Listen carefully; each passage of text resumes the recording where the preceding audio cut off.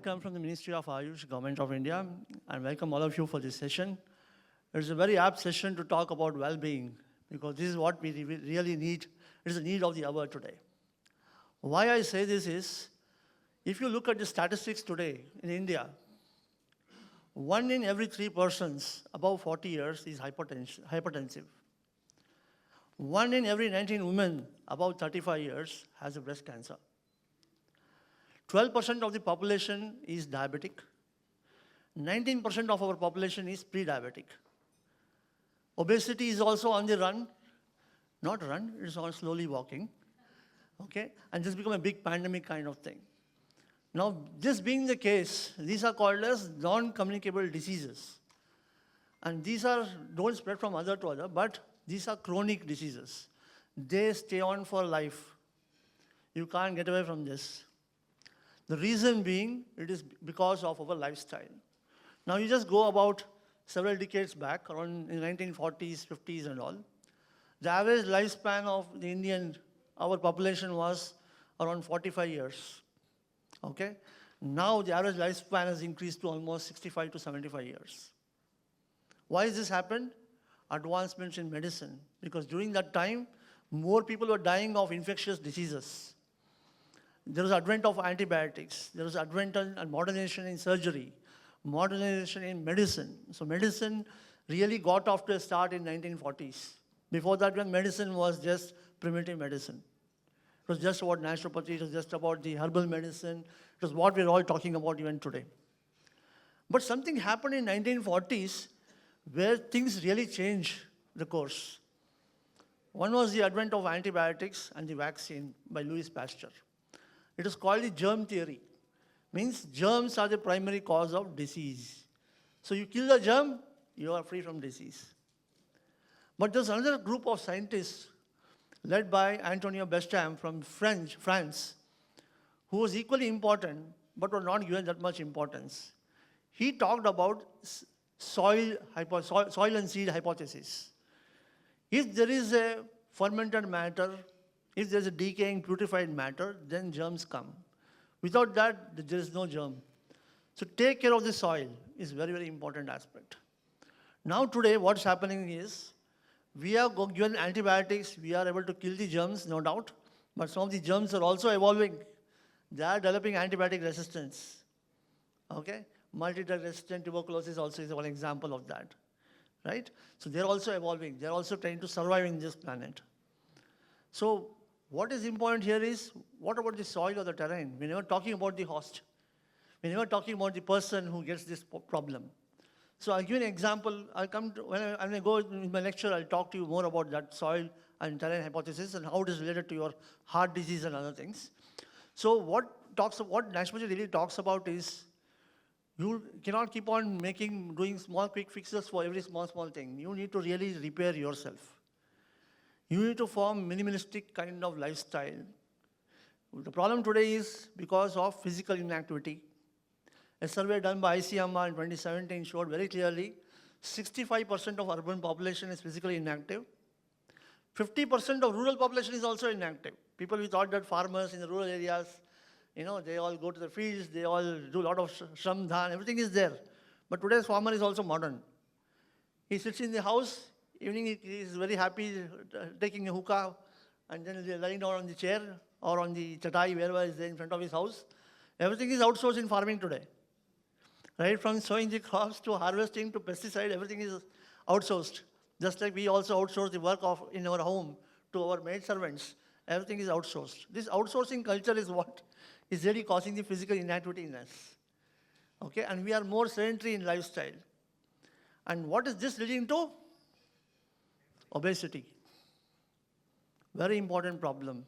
We all have pot bellies. Some of them have small pot bellies, some of them have large pot bellies. The reason being, genetically, Indians are prone to have fat distribution which is central in nature, visceral in nature. So you have 2 types of fat, subcutaneous fat below the skin, visceral fat which surround the organs. The most dangerous fat is the visceral fat. And we have those key genes which make us to have more visceral fat than subcutaneous fat. Look at us and look at the Germans. Look at the US or Americans. If you look at these people who are very tall and very heavy, weighing more than 200, 300 pounds, they have very huge amount of subcutaneous fat, less visceral fat. Whereas we are not weighing that much pounds, we are just about 100 pounds or even 120 pounds. Still we are fat, we have obesity, we have the bad fat. That's the reason why we are 6 times more prone for heart disease compared to the Westerners, because of the central obesity. So now where is this obesity coming from? We eat more overnutrition. We exercise less. So this body is like a factory. You put in more raw materials, you are producing the energy here for you to carry out normal activities, day-to-day activities. Too much of energy is produced. What is happening? You're not active at all. So what is this energy going to? Where is this energy going? They are getting stored as fat. Okay? And this fat is very, very important aspect. Another aspect, problem with fat deposition is also to do with the toxins we take in. There is a lot of adulteration of food today, lot of fast foods, lot of preservatives, coloring agents we add in the food. So all these are inorganic chemicals and compounds which can't be broken inside your body. It can't be detoxed by your liver. So what happens to these? They get into your fat cells. So what does liver do? It produces more low-density lipoproteins to coat these toxins. And where do they go? They go sit inside your fat. So this is what is happening today. And this is the one which is causing more inflammation, causing diabetes, causing heart disease, causing dyslipidemia, causing metabolic syndrome, and whatnot. So we are doing more quick fix now. Sugar is high, take a metformin. Okay? You are just reducing the sugar. Reducing sugar is not curing diabetes. BP is high, take a beta blocker, BP comes down. You're not curing BP here. The reason for BP is what? Not just blood pressure, I call it as brain pressure. You have too much of tension and stress throughout day in and day out, and you're not doing anything to manage your tension, you're not changing your lifestyle, not changing your thought process. You're doing a quick fix by taking a tablet, that's it. I'm tense, I can't do, I'm nervous, I'll take a tablet. So what is happening there? So BP is going to be there. The day you don't take tablet, BP just shoots up, right? So your over-reliance on medications to have a quick fix is the problem today. And if you look at diabetes patients, they may be, if you are diabetic now, you will be taking one medicine today. After 2-3 years, you'll be taking 2 medicines or 3 medicines. And still your sugar will not be under control. It is progressive in nature. So unless you manage your weight, unless you reduce your weight, unless you detox your body, then only the solution comes. So what does naturopathy say is, talks about low vitality. What is vitality? They talk about immunity. You all use the word immunity. Somebody goes into a room, gets cough and gets infection, somebody doesn't get with the same exposure. That means somebody's immunity is good, somebody's immunity is bad. So that's called vitality. Ability of the body to adjust to the situations, accommodate to situations, or repair the damage, or kill the bacteria or viruses, whatever it is. If your body's immune system is very strong, it will completely clear the bacteria, viruses, and throw it out. You won't have a problem. If it can't do that, you have a problem. Okay? And another important aspect of naturopathy, what it talks about is, we look at gut, the intestine, as an organ of digestion and assimilation, right? It is one of the largest immune organs in the body. The largest immune system in the body is your intestinal lining.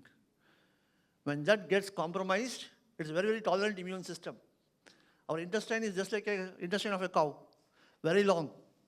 So we are actually born to be evolved as herbivores, but we have become carnivores or omnivores, whatever you say. Okay? And the intestine is not trained for that. And because of those kind of practices which we take, the dietary practices which we harbor, the intestine undergoes a lot of change. It undergoes what is called dysbiosis. Now, intestine is also colonized with trillions of bacteria, which are very, very good for us. And these bacteria are, the culture of these bacteria, the composition of the bacteria and the fungus and the yeast inside your intestine depends on the food you take. You take in alcohol and acidic stuff, different kind of bacteria is there. You take in more of vegetables, fruits and nuts, different kind of bacteria is there. You take in more of non-vegetarian fat foods, different kind of bacteria. More of amount of oily foods, trans fats, preservatives, different kind of bacteria. So this microbiome, we call it as, is very, very important today. People are now understanding that plays a very, very important role in a lot of diseases like migraine headaches, asthma, irritable bowel syndrome, gastritis, even cancer as well. They also play a very important role in drug metabolism. Okay? Now, when the naturopaths were talking about this, that gut is the seat of all the diseases, nobody was believing this. But with the advent of technology, now people are now coming back to the roots again, understanding the fact that yes, gut is a problem. So we need to take care of it. So what happens in the gut? There is a very thin biofilm which is happening, which is lining the gut, which protects the gut. Okay? If it becomes more thinner because of the kind of food you take, because of the kind of bad bacteria which grows there, which changes the pH of the gut, then you have a problem. Same thing I'll tell you. If somebody is taking a burger, taking more of trans fats, all these things, they don't get digested properly in your gut. They form fermented matter. They affect the lining of the gut. And when they react with the bacteria, they produce what is called aldehydes, chemical compound called aldehydes. Now, this aldehyde is a poison for the body. It's a toxin for the body. So we always tell when you go to a naturopathy center, we go for detox, right? What is a detox is what? This is exactly what I'm talking about. These aldehydes. So the liver produces low-density lipoproteins in large amounts to coat these aldehydes to bring down the aldehydes, chelate the aldehydes. It won't happen because you keep on taking the same kind of food again and again. So when this is happening, the aldehydes do one thing. They cause vasoconstriction, thinning of your blood vessels. They reduce elasticity of the blood vessels. And the LDL, what does it do? They clog the blood vessels. So what happens? Heart disease, coronary artery disease. This is how it causes. Okay? So what is the solution now?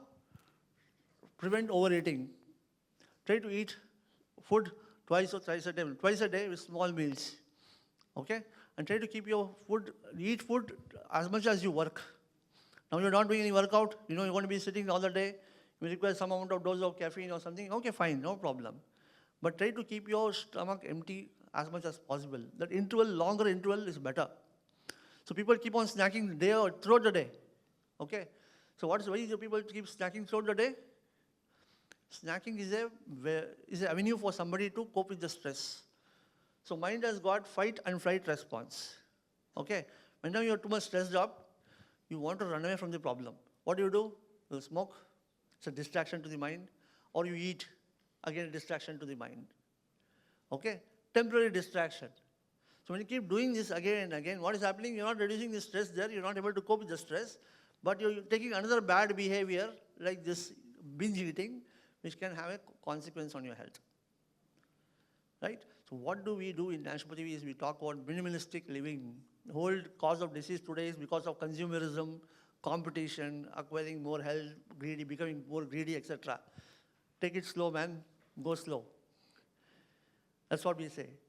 Gandhiji educated naturopathy as a modality for our freedom struggle. I don't know how many of you know about this. The salt satyagraha was done mainly because they were trying to commercialize salt in the salt pans of Gujarat. The salt satyagraha was done. And naturopathy was advocated in this salt satyagraha, saying that you will do fasting. Fasting is also good for your health. It's also going to make you lean, thin, and also going to help your immune system. Okay? And you can fight Britishers with being healthy here. You don't have to go and run behind their dispensaries, is what Gandhiji was telling. So naturopathy was born during that time as well. So a lot of freedom struggle also was there. So people now, what we do in naturopathy is we try to give rest to the digestive system. We cleanse the digestive system, try to remove the toxins from it. Okay, what will be the toxins is removing the lining of it, clean the lining of it by using colon irrigation, enema, and other things. And after you do that, along with that, we also do yoga, everything which helps in calming down the mind. Okay, just to tell you how yoga can have a bearing on immune system, I'll tell you. We did a very big study now at IIT Mandi. We looked at all the first year IIT students. One group was given yoga, common yoga protocol, which we do on International Day of Yoga. Other group was given a physical exercise, 1 hour every day, for 2 long months. Okay, continuously, 5 days a week for 2 months. These are first year IIT students. We took 20 ml of blood sample from each of them before starting this project, from each of the student. We looked at the ability of the neutrophils, monocyte and macrophages to kill the bacteria. ROS-mediated killing and phagocytic killing activity also. This is one important innate immune response which we are born with. If it is very good, you will not get infections, you won't get allergies. So we saw that this ability of the immune cells to kill the bacteria increased 4-fold times in 2 months of doing yoga intervention. 4-fold times. Okay, and we are just publishing that paper now in a very big journal now. It has done very big, it is a very huge task for doing this particular study with 90 samples of students in each group. Okay, so this shows that your immunity improved better with respect to yoga intervention. So yoga can just not, calming the mind will just not calm the mind there, but it has got repercussions. It reduces your stress hormones, it modulates your cardiovascular system, autonomic nervous system, as well as your immune system and neuroendocrine system as well. It's got triple benefits. So naturopathy and what we talk here is to take 2 meals a day. Want a snack, take small snack, take a healthy snack. Don't take something which is more of trans fats. So Modi ji also talked about talk today that obesity is epidemic in India today, and reduce 10% of your oil at least intake, edible oil intake, isn't it? Why? Because we are taking more of trans fats, and that's the cause for all these diseases. You manage your weight, try to see the composition of food we should take is changed in a better way, in a more healthy way, and be physically active. Very important things, my friend, I want to tell you is nobody looks at muscle as an organ. Muscle is one of the most important organs in your body. As you grow old, your lean body mass, the muscle mass, keeps on shrinking. Your fat mass keeps on increasing. Have you noticed this? Right? So because your lean body mass keeps on decreasing, fat mass increases, that's the reason for all the diseases and all the problems today. Diabetes, stroke, cardiovascular disease, cancer, you name it. Okay?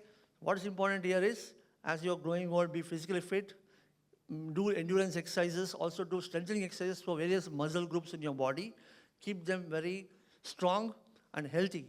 So if the muscle function is improved, then the fat infiltration in muscle will come down, and you will not have these diseases. And you can even control these diseases.